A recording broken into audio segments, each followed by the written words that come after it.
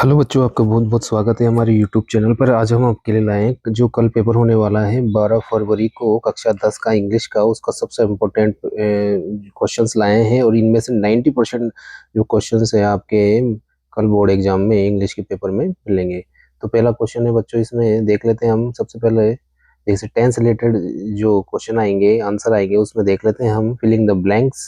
पहला क्वेश्चन है इसमें इसमें है she goes to school everyday. Everyday के अकॉर्डिंग हम भर देंगे इसमें गोज, यानी कि गो लिखा हुआ आएगा आपके और हम गोज भर देंगे इसमें। अगला है इसमें सेकंड है क्वेश्चन, दे ब्लैंक आएगा उसमें football when it started raining.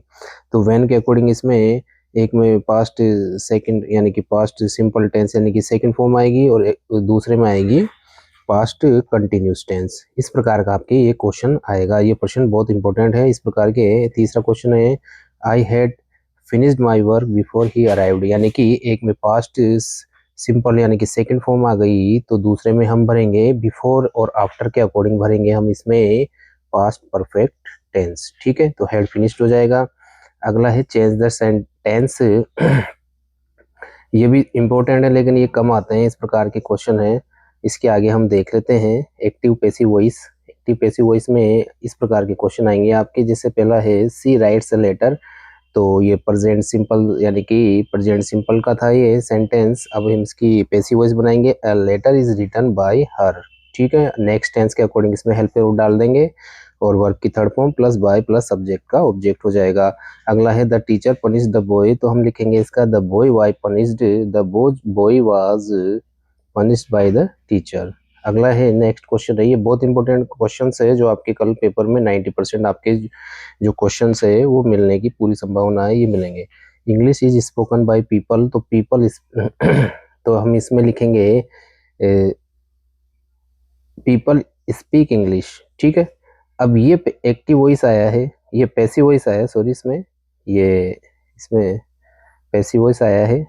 हो सकता है आपके एक्टिव वॉइस बनाना आ जाए।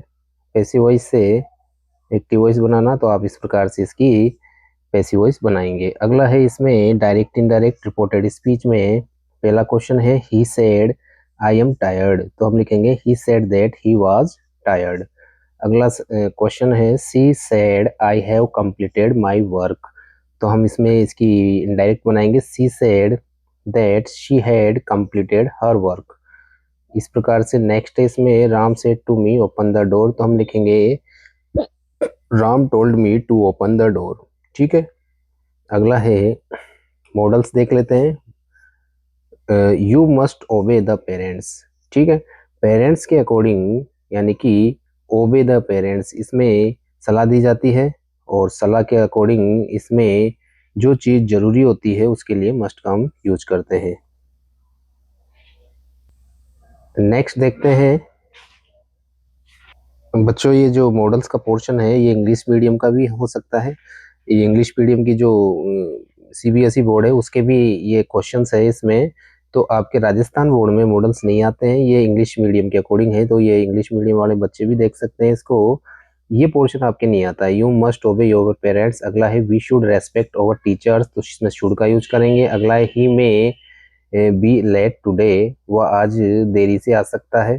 ठीक है, तो जिस जिस सेंटेंस में कोई संभावना कम होती है या संभावना बिल्कुल निश्चित रूप से नहीं हो पाती है उसमें मे का यूज कर लेते हैं। अगला है डिटर्मिनर्स। इसमें है आई हैव ए पेन। ठीक है, ए अंदर का यूज करते हैं इसके according. She has many friends, friends के अकॉर्डिंग मेनी का यूज करेंगे। अगला है this is the best book. Best यानी कि सुपरलेटिव डिग्री है और इसके अकॉर्डिंग इसमें द का यूज कर दिया हमने। अगला है प्रीपोजिशन, जैसे है the cat is on the table. तो बिल्ली कोई किसी के ऊपर है, स्पर्श करे तो ऑन का यूज करते हैं। अगला है ही लिव्स इन जयपुर, कहीं स्थान पर रहने के लिए इनका यूज करते हैं। अगला है इसमें the boy jump into the river, कोई गति के साथ किसी के अंदर जाता है, प्रवेश करता है, तो इनटू का यूज कर देते हैं। अगला है आर्टिकल्स। आर्टिकल्स वही डिटर्मिनर्स है इसमें। He is an honest man.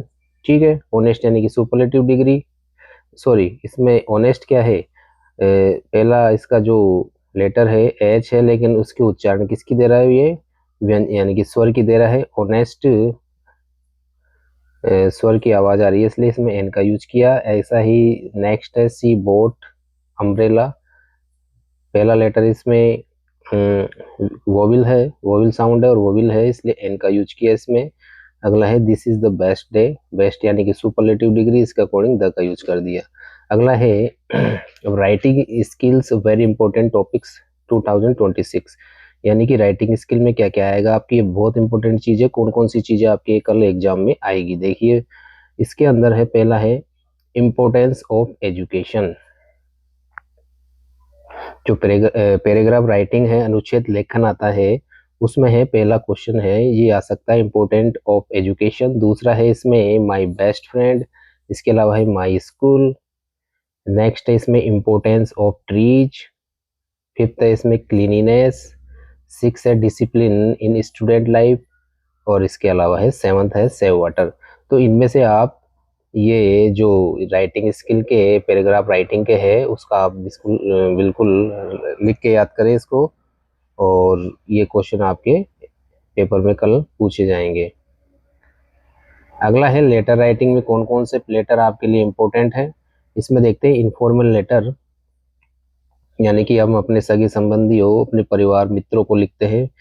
तो इसमें है फ्रेंड को परीक्षा तैयारी के बारे में पत्र लिखना। उसके बाद है फ्रेंड को जन्मदिन की बधाई पत्र।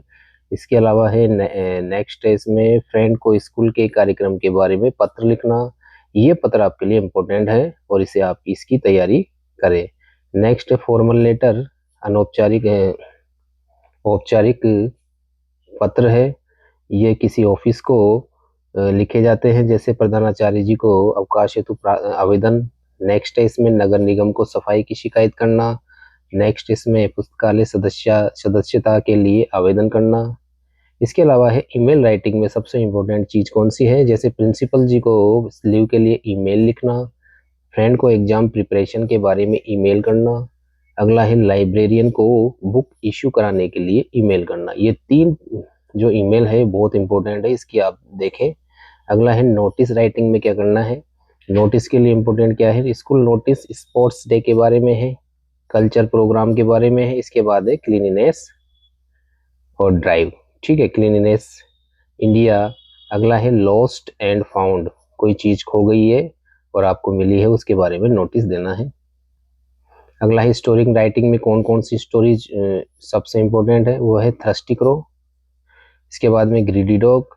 नेक्स्ट है clever fox and a crow. इसके बाद है a boy and a wolf. और इसके बाद है ऑनेस्ट वुड कटर।